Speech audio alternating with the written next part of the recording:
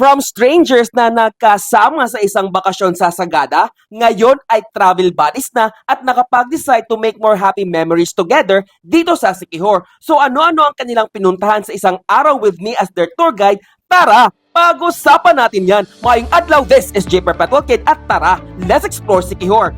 Charlie, Erica, Sonia, Joy, and MJ, collectively known as Team Bax, booked a one-day tour with me to explore the enchanting island of Siquijor. First stop, tara na sa Cambogahi Falls na may 50 pesos entrance fee. After 135 steps pababa, tanaw na tanaw mo na ang magandang falls sa first level. Umakyat kami papuntang third level upang makapagpa-picture sakay ng bamboo raft for 20 pesos each. Madaming angle ang kinunan ni Kuya Human Drone, kaya make sure na ready ang mga model-like poses nyo. Pwede din kayong mag-unlimited Tarzan swing for 20 pesos at mag-ferry walk for 20 pesos dun sa 4th level. You have 3 tries dito para marami kang souvenir videos.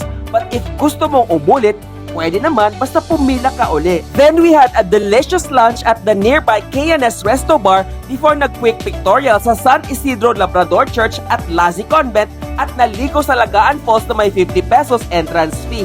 Ang kagandahan dito sa Lagaan Falls ay wala ka nang babayaran pa na slight activity fees dahil kasama na ito sa inyong binayaran na entrance fee. However, mandatory ang pag-hire ng tour guide na sasama sa inyo sa falls. Kayo na ang bahala kung magkano ang ibibigay nyo as donation. After here, tara na sa Paliton Beach na may 20 pesos entrance fee. Hindi nila trip ang sumakay sa coconut tree swing kasi mas gusto nilang magtampisaw ulit but this time sa dagat naman. We then traveled sa mountainous part ng isla para matry nila ang traditional healing sa Balay Pahauli. They requested na isama ito sa kanilang one-day tour with me. Kaya, tara let's at magpatuob. After your tuob session, just drop your donation sa donation box.